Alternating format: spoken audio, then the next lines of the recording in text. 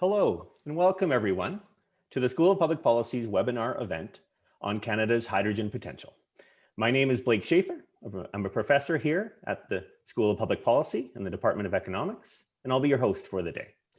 To kick things off, I'd like to welcome my colleague and the director of the Policy School, Dr. Pierre Guerlier-Forest. PG? So thank you, Blake. And on behalf of the University of Calgary and of the School of Public Policy, I'm very pleased to welcome you here this morning to this webinar. First, I would like to take this opportunity to acknowledge that the University of Calgary and the School of Public Policy are located on the traditional territories of the people of Treaty 7 region in southern Alberta. And as most of you will know, the city of Calgary is also home to Métis Nation of Alberta Region 3. The School of Public Policy, basically since the start 12 years ago, has been Canada's leading policy school. And I think we're very well known, not only in Canada, but worldwide for our practical research and also, and this is important this morning, for bringing together people to discuss crucial issues. And I was thinking this morning that Jeremy Rifkin's book on the hydrogen revolution was published 18 years ago. So it's about time that we get interested in this topic here at the school. And I thank Blake for this. We have remarkable guests today for the conversation. First of all, the Minister of Natural Resources, the Honorable Seamus O'Regan, Michael Liebreich, the CEO of Liebreich Associates, and finally our friends and a fellow of the school, Sara Hastings-Simon, who's also a senior researcher with the Colorado School of Mines. I wish you a very good morning, a very good day. I think it will be a fabulous conference, and it's like my turn to turning over again to Blake for a good day. Take care. Thank you very much, PG. So as PG said, today we're going to be talking about hydrogen. And I think it's fair to call it an understatement to say hydrogen is a hot topic these days.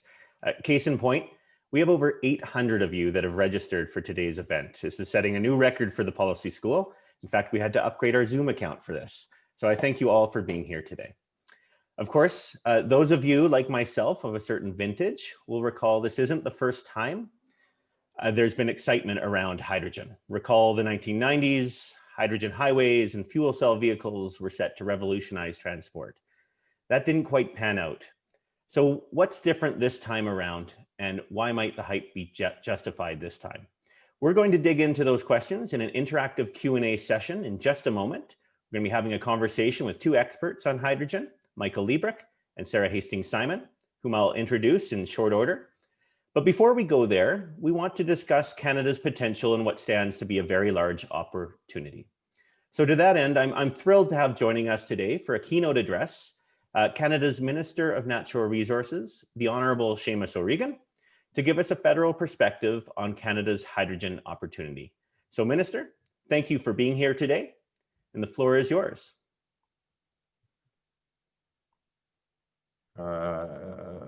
Someone start my video. Can you hear me? We can hear you. Okay, we just can't see you. Just waiting for someone to start my video. Oh, now, okay. Now I can, and there we are. There we are. Thank you. It's hard to make light of 2020, but the Prime Minister said to us the other day that if there was a catchphrase for 2020, it would be, "You're on mute." Followed closely, perhaps, by the shop-worn phrase, "You're still on mute." But anyway, here we are. Delighted to be with you. And I am joining you from the island of Newfoundland, which is the ancestral homeland of the Mi'kmaq and Beothuk. And right outside my office, I see supply ships heading out to our offshore oil rigs every day, all the time. Little known fact that Alberta, Newfoundland and Labrador relies more on its oil and gas royalties than Alberta relies on theirs. So this is oil country, and very proud of the fact that so many Newfoundlanders and Labradorians fly out and still fly out every day, maintaining their homes here in this province, but working out in yours. It's I think in the first 2 months, 3 months that I had as Minister of Natural Resources before the pandemic, I think I'd made 6 trips to Alberta in the course of that time. Well, and those planes are full, all Newfoundlanders, Labradorians moving back and forth. So the connections between our two provinces on the energy file are very, very strong. And I want to apologize, by the way, for having to make this time short. We had an opportunity to appear at a webinar at the Canadian Embassy in Washington in front of some very influential people in Washington in what is a very turbulent time. And proud of the fact that the government of Alberta and the government of Canada appeared side by side to make the Canadian position on energy and our relationship with the United States.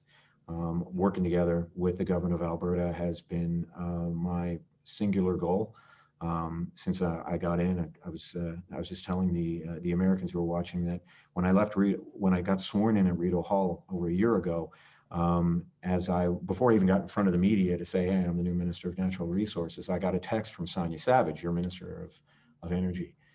And she just said, when are you coming to Alberta? And I texted her back and said, how's tomorrow? And flew out the next day. Right out, I had to stay for a cabinet meeting. I would have flown out that night. The importance of this file nationally, the importance of it obviously to Alberta is massive. Natural gas resources, oil is our number one export. It is what drives the economy of this country. So we got to get it right in a very turbulent time. These past 8 months have been so unpredictable. The impact of the pandemic on our families, on communities, on businesses, it's been profound.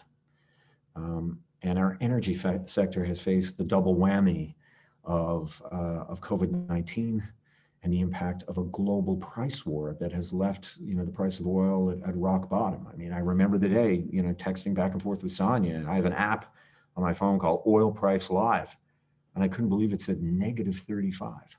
-35. I mean, those of us in the business will never forget that day. So the energy sector is important to your province. It is important to my province. It is vital to the national economy. And what we do, I think, in the months and the years to come, will lay the foundations for our prosperity if we follow the money. Throughout the resource sectors, you can see, investors are making clear choices. They are putting their money into jurisdictions that are taking action on climate change. And they are divesting from those that they view are not taking action. I say that very particularly because Alberta is taking huge strides in this direction, and it is not often recognized. And one of our jobs, even talking Washington today, was to get across the message just how much we are doing in Alberta and in this country in order to lower emissions. A lot more to do, but we are lowering our emissions with an aim to getting to net zero emissions by 2050. And that is not a barrier to investment in the energy sector. It is, in fact, I think, a business necessity. And the reality is that Canadian industry understands the direction that markets are moving, and moving very quickly since the pandemic. And they are following the money. They are already taking action to make our natural resources sector more sustainable than ever. The Canadian petroleum sector, by far, is our country's largest investor in clean tech. 70% of all private sector investment in R&D, more than $1 billion every year. And our government is doing its part with significant investments to reduce carbon and methane emissions. By all estimates, Canadian oil and gas is going to continue to play a part of our energy mix, a large part, for decades to come. If we keep improving the quality of it, if we keep lowering emissions, and if therefore, by doing that, driving competitiveness. So, that's what we need to keep our eye on. In Newfoundland, that's what we say, that's where we're to. There's no question about whether we address this threat. The question is really how. How do we meet our needs? How do we power our cities, power our towns, heat our homes, grow our economy while producing fewer emissions? And those are difficult questions to answer, but they're ones we need to answer. Electrification is going to play a big part, for transportation, buildings, the power grid, and some parts of industry. But there are hard sectors to decarbonize where electrification just isn't feasible. And that's where hydrogen comes in. So according to the latest estimates, global production of hydrogen is going to increase at least tenfold in the coming decades. I think that's actually a very conservative estimate right now. It's going to account for close to a quarter of all the energy used around the world by 2050, and creating an industry valued at as much as $11.7 trillion a year. So hydrogen's impact over the next 3 decades could be even greater for Canada, according to, or I should say it's accounting for a large portion of the energy that we consume by 2050. It's going to create thousands of jobs in every corner of the country and in everything from research and development to manufacturing to the service sector, all while leading to significant reductions in our annual greenhouse gas emissions, laying the foundation to meeting net zero by 2050. Now, none of this really should be much of a surprise. My late friend Jim Prentice used to say that in Canada, energy is our family business. It's something that we're really good at. We already have a well-earned reputation in hydrogen. In fact, if you name any country where hydrogen is being deployed in a significant way, chances are that Canadian know-how and technology are a part of it. I don't know if you caught on in the Globe and Mail on Saturday. They had a fantastic profile on Ballard Energy in Vancouver. I mean, Ballard. It goes back some time, and much to the I would say old criticism of hydrogen that it's coming, it's just around the corner. Because showing my age, I was a young boy at Expo 86 in Vancouver when I drove in my first hydrogen bus, and of course they had a fleet of Ballard-powered hydrogen buses at the 2010 Olympics where I was as well. But I think this is different. The irony is that our biggest challenge in duplicating the success that we see around the world, I mean, I was talking to the Danish ambassador to Canada a few months ago, and she brought up a conversation that the University of Copenhagen is driving Canadian hydrogen buses all around their campus. But here at home, we simply haven't reached the critical mass. We don't have enough large-scale hydrogen projects here in Canada. But soon, very soon, we will be unveiling a hydrogen strategy for Canada to make Canada a global leader in a hydrogen-powered economy. I don't want to scoop myself. You could probably understand this is 3 years in the making, so I'm not going to scoop myself. But look, I will share that this strategy is going to show, it's going to show us how to make Canada one of the top 3 producers of clean hydrogen. I'd like to be ambitious and say number 1, but right now we're identifying top 3. It's all about owning the podium.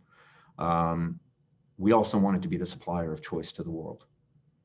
And how we can do this through a mix of regional hubs, bringing together partners from across the value chain to ensure that supply, distribution, and demand grow together. There is potential for this for almost every part of the country, particularly energy-intensive industries such as steel manufacturing, mining, power generation, and transportation, particularly 18-wheelers, including we'll end up putting more than 5 million fuel cell electric vehicles on our roads, emitting nothing but harmless drops of clean water. So we're going to capitalize on our regional strengths. In Alberta and Saskatchewan, we could work with the plans announced by the government of Alberta to build on our natural gas and petroleum sector to produce clean hydrogen. We've got natural gas in abundance. And we'll do that with the help of carbon capture, with some world-leading carbon capture technologies. In fact, 4 of the 20 major carbon capture projects right now are in Alberta, are in Canada, and one of the most important ones is the Alberta Trunk Line. Hydrogen already plays, I think, a valuable role in operations right across the oil and gas value chain. But if we can replace it with low emission hydrogen, what's called, blue hydrogen, and we'd also like to get to green hydrogen. So blue hydrogen is where we store the carbon that's created in the process of making hydrogen, and green hydrogen is when we're not using natural gas, but we're able to use a renewable source of power in order to make that hydrogen. And the world is looking for green, but we think that blue is also going to play a really important part. And that means if we put that together, we can lower the emissions of every drop of oil that we produce. In Newfoundland and Labrador, we've got natural gas in abundance. We could leverage the extra electricity that we produce alongside wind and other renewables to produce hydrogen. In Quebec, same thing, abundant clean energy that situates them perfectly to produce green hydrogen on an impressive scale. I would also add that with Newfoundland and Labrador, we've got a proximity to European markets that are going to be demanding, that are putting in huge investments to compete with us on hydrogen, but also to open themselves up as customers. British Columbia, Manitoba, and Ontario, we could pursue both routes. We're using waste diversion to increase the production of renewable natural gas and leveraging low-cost hydropower and even no emissions nuclear energy, zero emissions nuclear energy in Ontario for large-scale clean hydrogen production. Meanwhile, in the north, hydrogen and other low-carbon fuels offer some real opportunities to reduce the reliance on diesel in what are largely indigenous communities, other remote communities as well. And that creates access to new sources of clean energy. All that is within our reach, but we can't do it alone.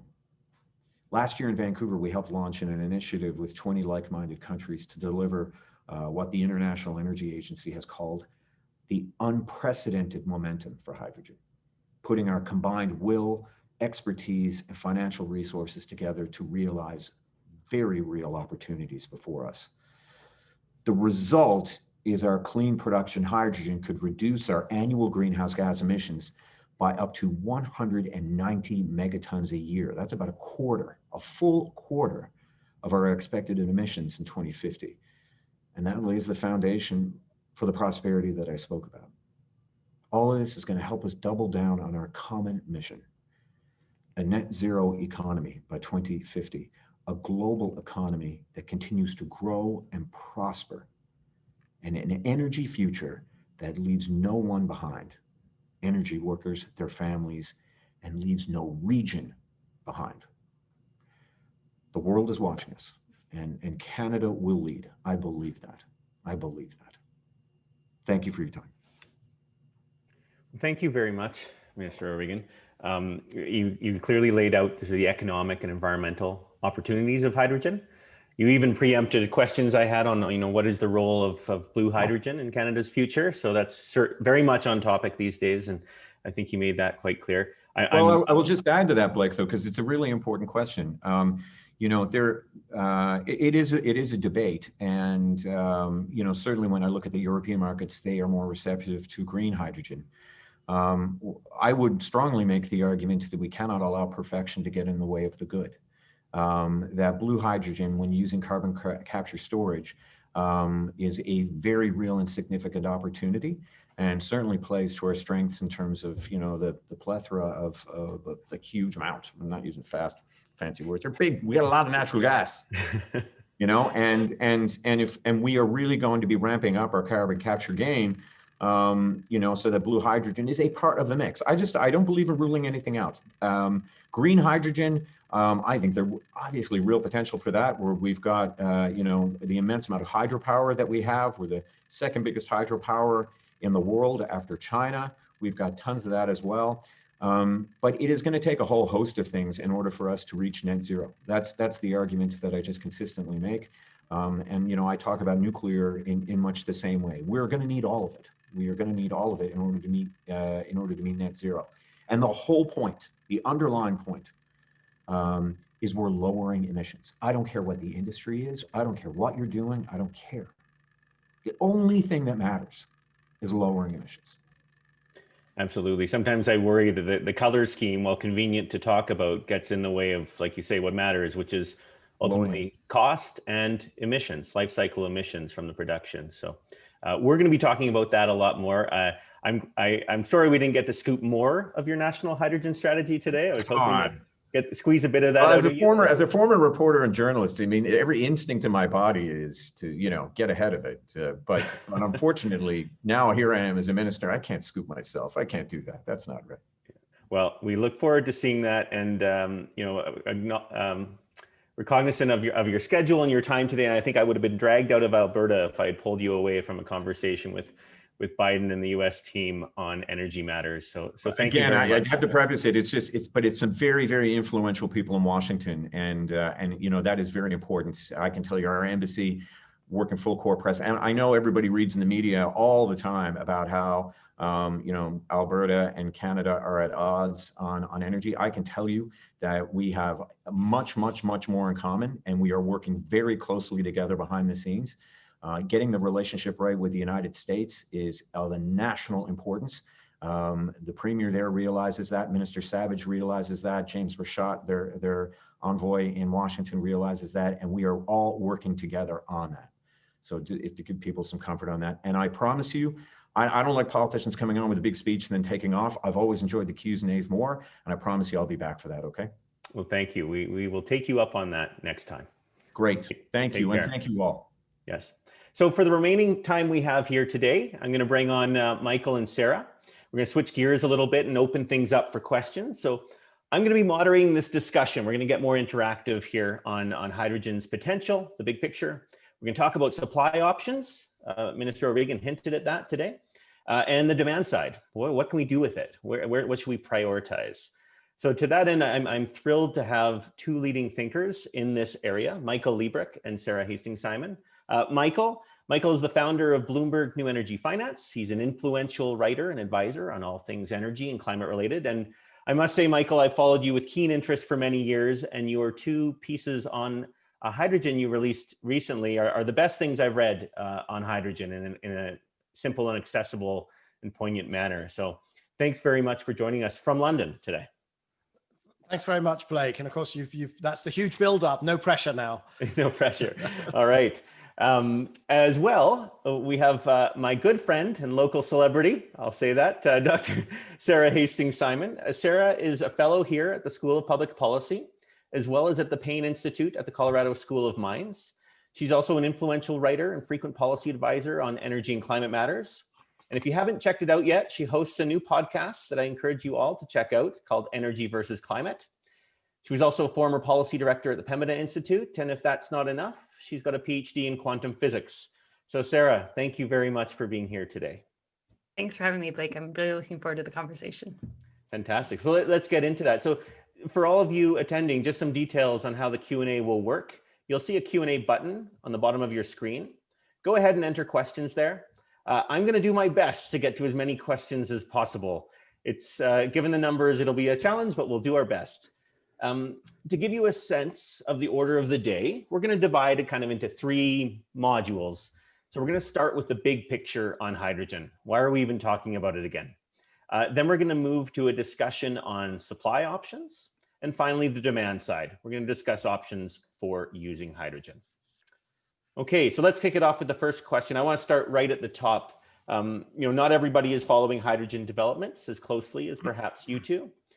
So some are asking, why are we even talking about hydrogen? Didn't we do this 20, 30 years ago and it didn't take off then? So I'll start with Michael. Why all the buzz on hydrogen? What's different this time? Well, so Blake, we did do it before. In fact, we've done it twice. We've done it once in the 80s, once around the turn of the century and for the first few years. And so this is kind of the third go round. I think this time is pretty different. I mean, the biggest thing that has changed, of course, the context. What we've got, assuming that President-elect Biden commits the US to net zero in 2050, that would add up then to 71%, including Canada, of the global economy whose leaders have committed to net zero. And as soon as you start to talk net zero, you can't just say, well, it's nice to do some solar, it's nice to do some wind, it's nice to do some LED light bulbs and so on. You really start to think about the difficult sectors. And those are, how do we heat our homes? How do we do steel? How do we do cement? How do we do aviation? How do we do shipping? How do we do heat in industry? And as soon as you start down that route, you start thinking, gee, this is going to be really tough. And hydrogen has a lot of attractions. It's we all know it produces only water. It's very versatile in the production. We've already heard from Minister O'Regan. So some of the ways you can make it, it can be used in any sector. So it's very seductive. It's very attractive. That doesn't mean it's by any means a slam dunk.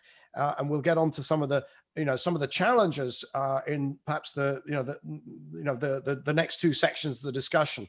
But I will say, just before I hand the mic back, there is another reason why there is this kind of surge of interest, and that is that it offers a route, a survival route, a pathway for a lot of players who are frankly very threatened by net zero. I'm talking about, obviously in Alberta, that would be a lot of the energy companies, but also the auto companies. There's something just so reassuring about, oh, well, you change the engine block and you change it for a fuel cell and a few other bits, but your fundamental business model remains the same. The public buys a car, the public needs to maintain the car, the public goes to a gas station, the public has to buy a fuel, and then everything's kind of, for everything to stay the same, everything must change, but actually only one thing, you change from a liquid fuel to hydrogen. And there's a lot of money being spent by some of the companies that would like everything to change, but really remain the same.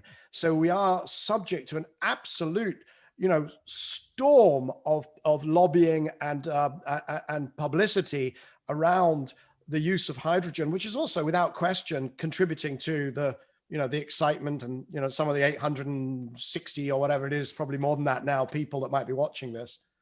Absolutely. That's a great point in terms of pathways to net zero. This is one of those pathways that does bring some folks along that are otherwise feeling threatened by other pathways. So it's an important point on energy transitions.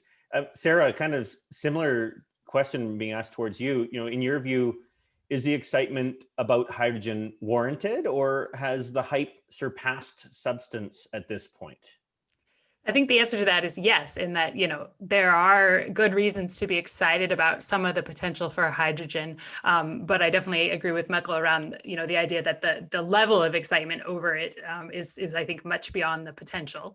I'm certainly excited about some of the recent announcements with, for example, the steel companies that are really moving forwards with producing steel with hydrogen. I think that's quite exciting to see that really happening in a big industrial process.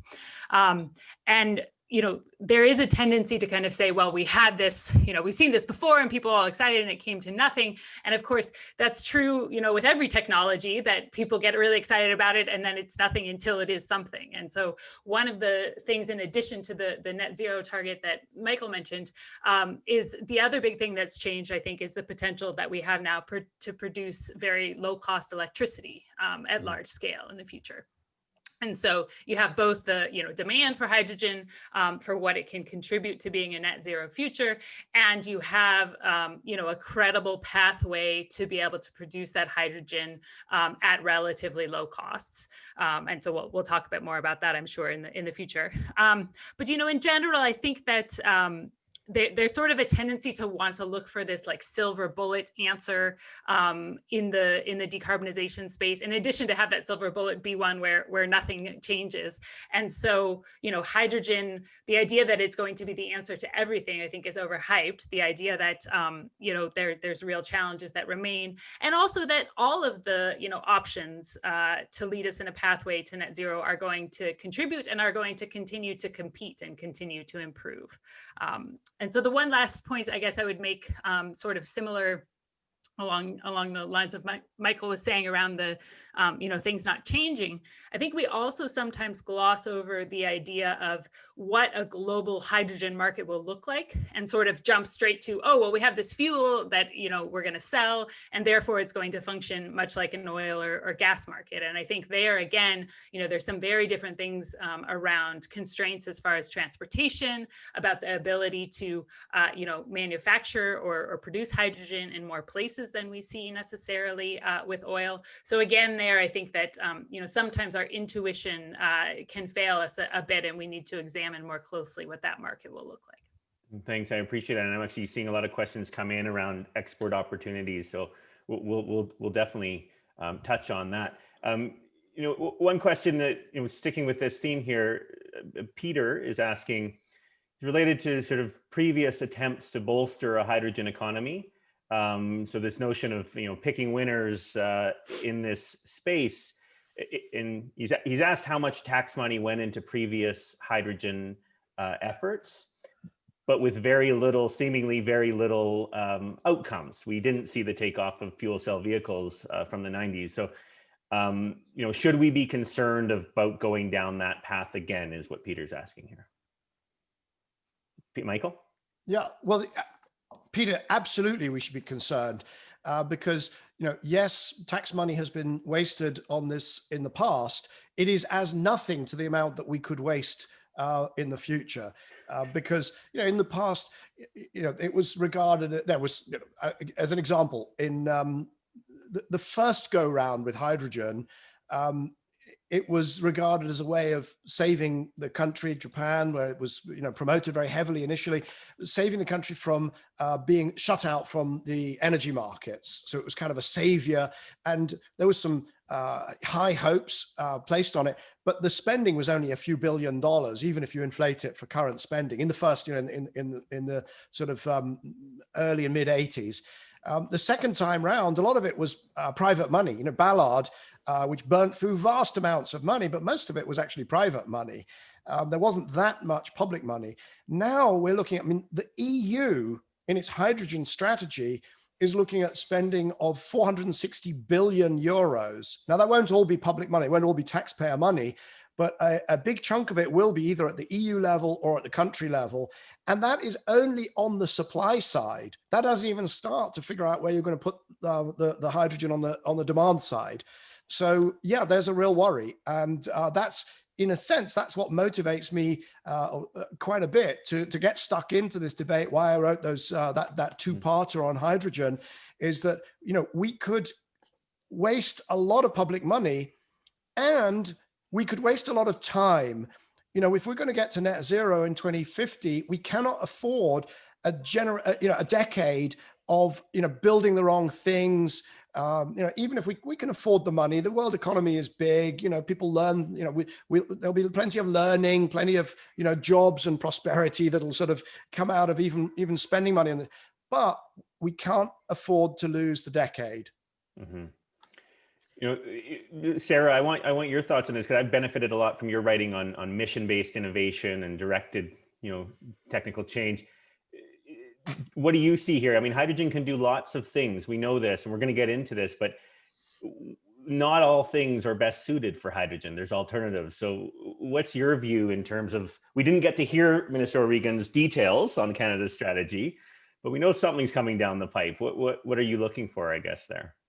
Yeah, so what I look for there, I think, is really informed by what a good, industrial policy looks like, right? And so, first, I would say that the idea that, governments invest money into technologies that don't work out and therefore, that's wasted, to go from there to conclude that therefore they should never invest money is really, I think, a misunderstanding of the way that industrial policy works, right? We certainly don't require investors of private money to be successful, that every investment that they make is successful. In fact, if governments or investors only ever made money on every single bet that they made, we would say that they're probably being too conservative. And the same is very much true. As we all, for example, await very eagerly this vaccine that's coming any day now, and we were to look back at the amount of public money that was spent over the history of development of vaccines and drugs that was so-called wasted into ideas that didn't work, I think we would be astonished. So first, I think it's important that the bar is not that we never invest in technologies that don't work. That said, indeed, it is possible to waste a lot of money, and so we shouldn't just be throwing it around willy-nilly. So how do you then do industrial policy well? One of the sort of tricks, or the I think the key thing to get it right, is to walk this very fine line of making investments that are really informed by industry and are sort of adjacent to the competencies that you have in a region, but yet aren't captured by industry. And so that's challenging, because it means that you need to sort of be working closely with people in the sector that know what's needed, and yet there's always this risk of sort of an information gap, or of pulling money into areas, if you want to talk about, say, hydrogen in particular, that are less about getting to that end goal around hydrogen and more around supporting a specific existing industry. And so that's where the devil is very much in the details of what the minister and the government end up coming out with around that policy, because those things can look very similar, right? They're going to be investing in the same types of areas, but really differentiating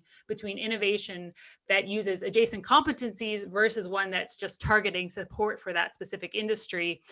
Similarly, differentiating between cases where you might be able to use existing infrastructure, as a sort of runway or a place to start from, versus cases where, you end up actually locking into a certain pathway that's harder to get away from. And so, it's really, it's sort of hard to generalize that, well, any investment in hydrogen would be one or the other. It comes down to how the money is spent. Yeah, you're kind of spinning off from where Michael went in terms of transitions that leverage strengths or adjacent competencies and can, bring people along. I like your point on risks too. We ought to take some risks that don't pan out every once in a while. I remember in my trading career, one of my first bosses said to me, Blake, if you're not losing money on some trades every once in a while, you're certainly not taking enough risk. I want to shift gears a little bit. Talk about how hydrogen can be produced, because we're getting a flood of questions on the supply side, understandably, here in Alberta. It's the most abundant element in the universe, yet it takes a bit of effort to isolate. So Sara, right back to you. I want to start with some definitions for those that don't follow hydrogen closely enough. We hear it described as colors, and Minister O'Regan touched on this. Can you just give us the quick hydrogen supply 101? Tell us what the colors mean and give us your thoughts on this classification scheme? Yeah, we have, for some reason, all adopted this rainbow classification scheme that I think is somewhat confusing and unnecessary. Just to be very clear, hydrogen itself is colorless. And when we talk about different color hydrogen, you don't open up the bottle and find that. But generally what people tend to use, so gray would be, hydrogen that's produced by natural gas without any form of carbon capture and storage. Blue is when we start talking about capturing the CO2 that's produced from that natural gas pathway. And then the third big one that people are discussing is green, which is, using electrolysis, using electricity that comes from renewable energy. There's actually even more, you can get into brown with coal, or pink, which is, I guess, people use for electrolysis with nuclear. But I think, like the minister said in his opening, what really matters is the cost and the emissions. And even within a given color category, that differs very much, right? Your cost for green hydrogen is going to depend a lot on, where you're making it, how much your renewable energy costs. Your carbon emissions for blue hydrogen is going to depend a lot on your upstream emissions for your methane, as well as how much of the carbon you're actually capturing in CO2. So I think it would be great to, move away from these colors and towards just a categorization that just focused on what is the cost and what are the emissions. Okay, Michael, I want to address this to you, and the minister kind of addressed this. What I wanted to prod him with, it came from a statement in our sort of national paper, the Globe and Mail, last week, where a collection of 27 environmental and nonprofit groups were quoted as saying Canada should not be providing any form of financial support for the development of fossil fuel derived hydrogen. And the group's main bone of contention was the federal government's inclusion of blue hydrogen in its federal strategy. They didn't feel it was consistent with climate goals. So what are your thoughts on where blue fits into, first of all, Canada's hydrogen mix, but perhaps you can speak to it more globally? Yeah. So look, fundamentally, there are three reasons why you might not like blue hydrogen, and two of them are legitimate and one of them is not legitimate. The two legitimate reasons are, and Sarah's already talked about them, fugitive emissions, the loss of methane, very powerful warming gas. And if you're losing methane, then that counteracts the benefit of afterwards being totally virtuous and using only hydrogen because you've lost the methane. The second one would be if you don't capture enough of the CO2. And really, it's just a question of cost. Generally, people talk about capturing 80 to 90%. I can tell you right now, if Canadian blue hydrogen producers are aiming to do 80 or 90%, it's not going to be good enough. They're going to be facing decades of resistance and ultimately probably failure if that's the best they can do. And you should be researching and pushing the envelope and getting to the 98, 99%, because green hydrogen is not zero emissions either. You still need steel and concrete and pumps and goodness knows what. And so at the end of it, whether it's green or blue, there's going to be some residual that you have to use offsets for or whatever. The illegitimate reason for hating on blue hydrogen is this feeling that somehow oil and gas companies should now be shut out of any future energy pathway because they are the bad guys. And that's just, we are not going to be able to get a transition to net zero, and particularly not in Canada and particularly not in Alberta, without full involvement and engagement of the oil and gas sector. It's just not going to happen. And not just practically, they have skills that are needed, right? I mean, it's not just the question that they're there and they're not going to go away. You can't do it without the sort of bulk chemicals processing, materials movement, logistical skills, subsurface capability, etc. You're just not going to be able to do it. So I think Sara is absolutely right. We need to move away from this sort of color coding and say, what is the fugitive emission? What is the CO2 emissions? And principally then after that, what is the cost? Because if green is cheaper than blue, we're going to do a ton of green. And if blue is cheaper than green, as long as they can meet the same levels of emissions, then we are going to, and we should do, a ton of blue. Yeah. Well, this is a great opportunity for some moderator's privilege. I've got a paper coming out shortly with Chris Bataille and Jordan Neff doing exactly this. We're trying to look at break-even points and take the full life cycle emissions, including fugitives, into account. So look out for that, folks. Yeah. Questions coming in I got Werner here and a few others looking at relative economics of green versus blue. How far out is the infrastructure for green hydrogen, so the electrolyzers, storage infrastructure, for it to be an economical alternative to blue hydrogen? Someone says they're an investor in this space and they still see quite a gap in price per kilogram of hydrogen. How close are we to green, blue? So broadly speaking, if you really want to be kind of world class, you need to produce hydrogen at about $1 per kilogram, right? And that would be competitive pretty much everywhere. Some markets are a bit more expensive, some are less, some are, but if you can do $1 a kilo, you're competitive. So currently, green hydrogen is somewhere around $5, and blue probably somewhere around sort of 2.5, maybe 3. And blue will get better because it has not been produced at scale, and it's easy to see how that gets down to a couple of dollars. These are US dollars per kilogram. Green is starting with a big disadvantage, but already you can see just this dramatic reduction. So first of all, it's been done at tiny scale. I mean, we're talking about 10 megawatt electrolysis is still a large electrolyzer. We're going to get to 100 megawatts, and then we've seen it all with solar and wind. That 100 megawatts sounds big until the next country does a gigawatt, and we're going to see that. And the other thing is that the electrolyzers, in China, the electrolyzers are about 20% of the cost of electrolyzers in Europe. I don't know how that compares in Canada. I don't know the costs.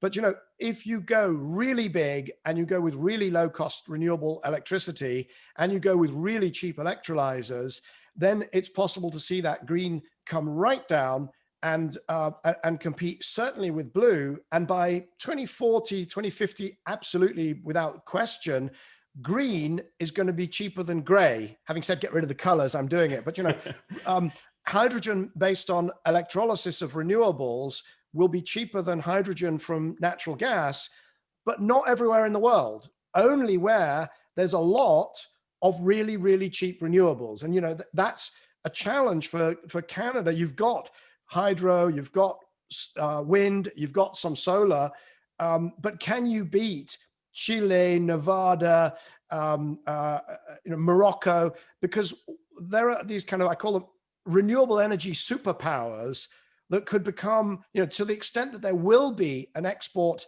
industry in hydrogen or its derivatives, ammonia and e-fuels and so on. It could be that they're all going to be produced in these renewable energy superpowers. And I'm not, that's really a challenge for Minister O'Regan and the hydrogen strategy for Canada. Can you beat them? Can you beat them? You have to. You have to be able to. And that you should set as the target. Yeah, that's actually a great segue into this next question here.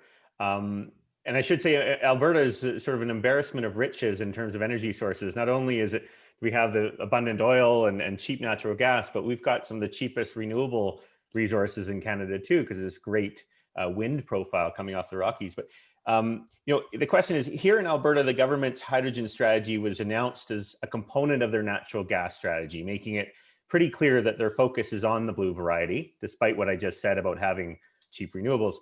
Whereas in Quebec, they have ambitious plans for green hydrogen. Differences of opinions on energy policies across Canada is sort of a national pastime. Are you concerned there might be the potential for new east-west fault lines in energy policy battles in Canada as a result? Sara, do you thoughts on this question? Yeah, I mean, I think there will always be policy battles, but I still on this point come back just again to the cost and the carbon at the end of the day. And so, when Michael was talking also about, what does blue hydrogen mean in terms of, are you capturing 80 to 90% of the CO2, or are you actually getting that much higher? And thermodynamics means that it gets harder. It takes more energy and it gets more costly to capture more of that carbon. So I think, again, at a certain point and in the runway that we see, that there's a very short runway for blue hydrogen to really compete there. So, are you going to see some sort of bans against blue hydrogen? I don't know. I guess Quebec can imagine that coming to pass. Its use within Alberta, I think, could move forwards. But I think to a large extent, it's really going to be driven more by the economics than really by, any kind of policy battle. But can I come back in there, Sara? You used the word, and I'm thermodynamics, so now I get to dive in with it. This is a classic of. This is almost exactly why mission-based. One of the risks is of mission-based innovation. If you get too narrow too quickly, and you say, right, as Europe is doing, we're only interested in green hydrogen, because you can do pre-combustion of natural gas in oxygen, and then you don't have the separation issue. What you get out the back end is water and CO2, right? And heat and electricity. And now, why might that be really interesting? Well, guess what? When you electrolyze hydrogen, water for hydrogen, we all focus on the hydrogen. What else does it produce? Oxygen. So there are also approaches where you take the oxygen from electrolysis, use it for pre-combustion of natural gas, and all you produce is CO2 ready for sequestration. You don't have the 80 to 90% problem and all these other good things. We've got to look at this neutrally. We've got to look at it according to the metrics. Who can produce it with, zero or near zero CO2, with zero or near zero fugitive methane at the lowest cost, and then not pick winners as government. Mm-hmm. Yeah, I think that's fair. I completely agree that we need to kind of allow those pathways to compete. And I think it comes back to actually your one of your first points around this idea of, who's behind the hydrogen hype and what do they want to see happen? So in so much as government funding is really going into saying, how do we actually support those pathways to get to, very high capture rates, and also, that we agree to do something very serious about the upstream methane emissions. I think that is a good pathway. The risk that I see, is that you sort of couch a natural gas strategy in a hydrogen strategy, and you say, we're doing this because of this thing over here, but then in practice, what happens if you look at the policies themselves, they can end up being, as you were saying, more heavily weighted towards just producing, that or kind of using that as an input fuel. And so, that the point that you asked earlier, Blake, around, should oil and gas be excluded, or should blue be excluded? I think I agree, that's an very overly simplified version of something which is more intricate, which is saying really, government money shouldn't go to these sort of halfway pathways down blue hydrogen. It should only go to the ones that are really, fully credible towards that very high capture rate. And, that I guess doesn't make for a catchy, an op-ed or a catchy claim. No, I agree. We got 10 minutes left, so I want to turn us over to demand. But I think the takeaway from the supply side is that for blue hydrogen really to be a part of the clean hydrogen mix, it has to be sincerely clean. It can't be a veiled natural gas strategy. So life cycle emissions are critical. On the demand side, recently read this great quote. It says, are you for or against hydrogen? That seems to be the wrong question. The real question is, where do you really need to use it? Michael, I really appreciated your article on demand opportunities. And we've gotten this question here saying, when people hear hydrogen, at least in Canada, I think their mind goes to Ballard Power and fuel cell vehicles of the early 90s. And Ballard keeps coming up because they were in the newspaper this weekend. You're less optimistic for hydrogen in the transportation sector, I think. So why is that? So this is really the nub of the problem that, you know, hydrogen on the supply side is always great fun to talk about. And, you know, it's actually going to be pretty easy to produce more hydrogen. We've talked about it, you know, there's all these different ways of doing it and the costs are going to come down and, you know, the politicians can sort of see how to apply the money and so on. It is much harder to see where the hydrogen makes sense from the demand side, because look, as a store of energy, if you just want to store energy, it's got a 50% round trip efficiency, right? The batteries have got a 90, whatever it is, 95, 97, 98%, just the battery itself. If you want to use hydrogen to do work, whether it's in a fuel cell or in a turbine or in a reciprocating engine or whatever, it's 60% efficient. So by the time you combine producing the hydrogen and then storing it, compressing, doing all those things, and then using it, you've lost 50% of your input energy. And so, you can go through use case after use case, because, you know, we could equally, in the interest of time, I don't know, you want to get onto heating, but if you've got electricity, if you do have green electricity and you stick it in a heat pump, you get 3 times the heat output as what you put in. If you do it via hydrogen, you get 60 or 70% efficiency, right? So why would you do that? Why would you do that? So you can sort of tick off and you say, well, we're not going to do space heating. We're not going to do transportation. Then you go into industrial heating. Turns out that almost all industrial heating can be done directly electrically. So there are very important things that the hydrogen will do on the demand side. And some of them have already been mentioned. So steel, obviously replacing gray hydrogen in fertilizer as a feedstock in petrochemicals, you know, no brainer. Steel, probably, although you can do direct electrical reduction. And if you can, it's just going to be more efficient. Industrial heating, probably going to go to electricity in most of the world. Aviation, very difficult, can't do that electrically for long haul. Shipping, can't do that electrically for anything above a few hundred kilometers.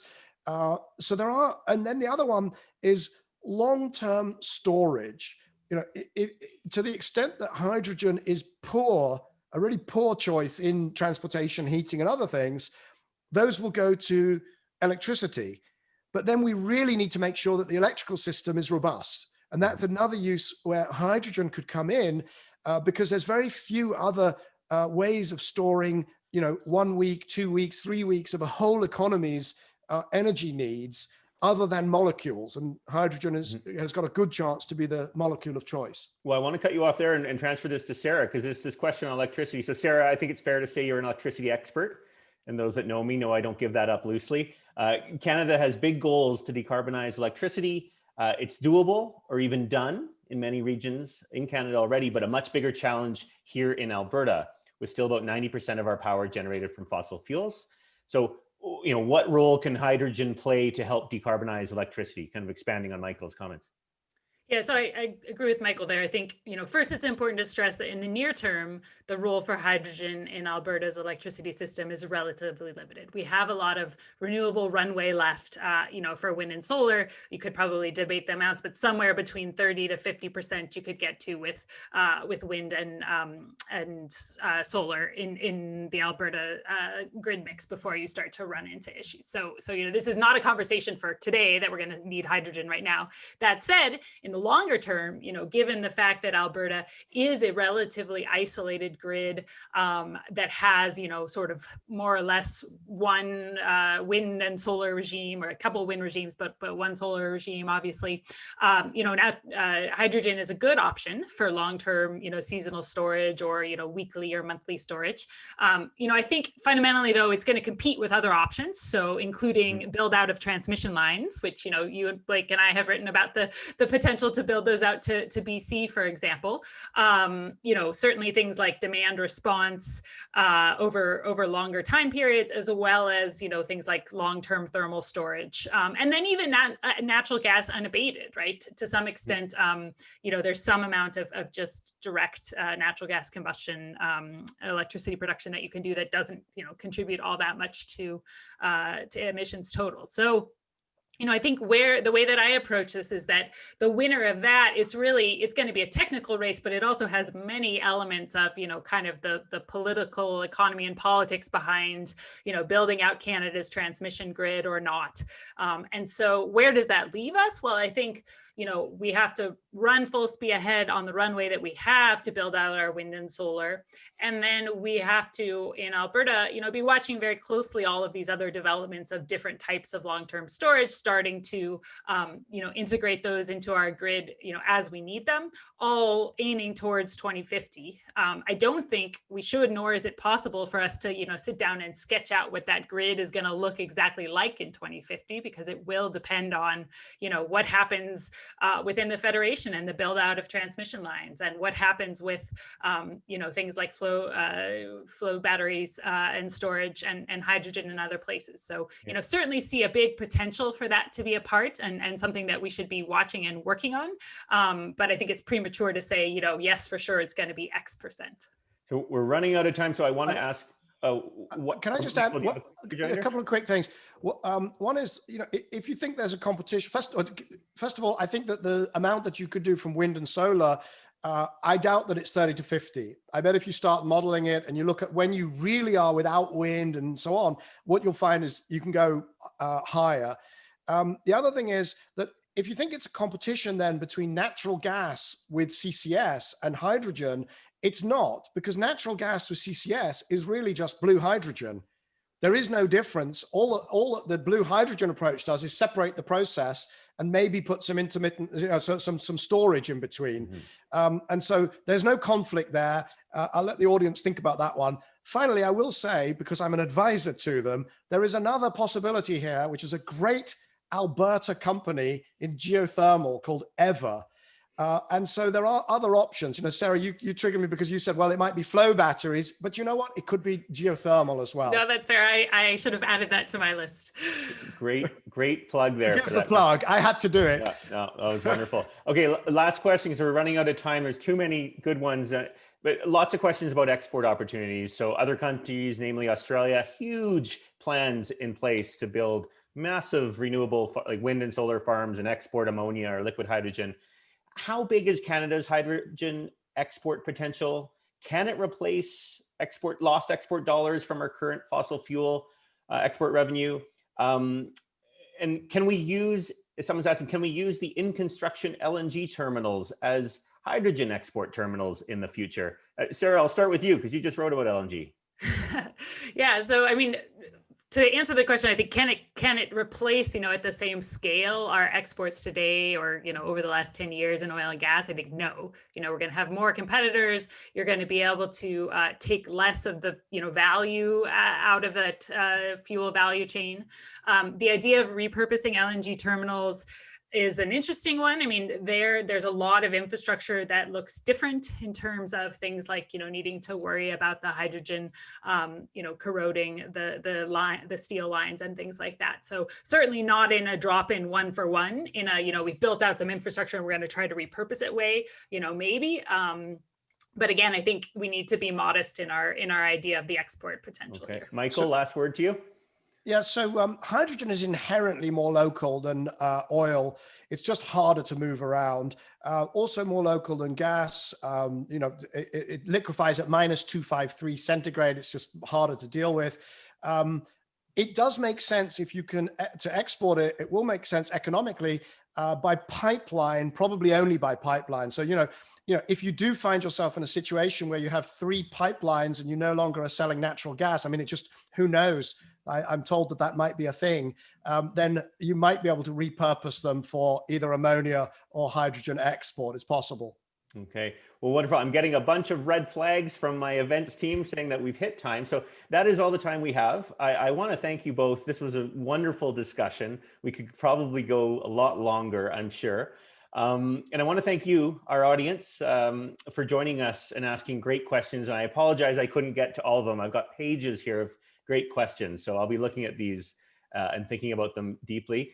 I also want to remind you that if you enjoyed today's event or didn't, but want to try again some other time, you can check out the school's upcoming events on our webpage at policyschool.ca. I'd also like to put a plug in for the Hastings School of Business here at the University of Calgary, which has an upcoming event with Minister O'Regan next month. So check out their webpage. And if you didn't get a chance to ask him questions today, you can try your luck then.